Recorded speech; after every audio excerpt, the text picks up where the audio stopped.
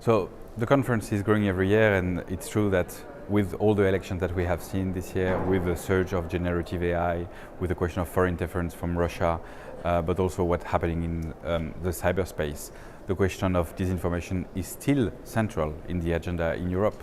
So it was a time to gather everybody that is working on this, from civil society organizations, media, fact-checkers, academics, private companies and governments, to have a better alignment, to have a better understanding about what are the different challenges that we are facing and what we can do together to counter this threat.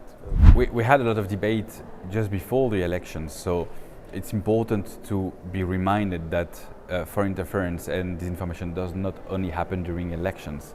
Most of the efforts are most visible in elections because these are crucial times for democracies. But like, if you observe an operation like Doppelganger has been active 2 years before elections. It was active during election, and it's now active after elections.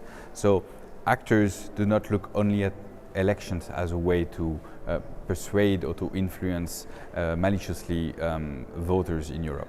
So the kind of threats we've seen that we have issues with managing operations such as Doppelganger and all their avatars. We've seen that these operations have also targeted journalists more and more.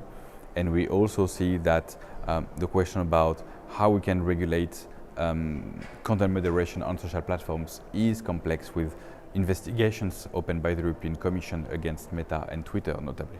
So a lot of challenges and still many answers to find.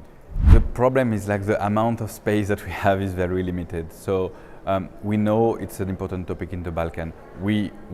Our mandate and our association is mostly working on EU member states in the priority. Doesn't mean that we don't talk about the rest. But we are looking forward to expand the program in the future years, and we're also of course looking at what's happening in Balkans, in Western Balkans, and to try to better understand what are the different things and how they are playing there.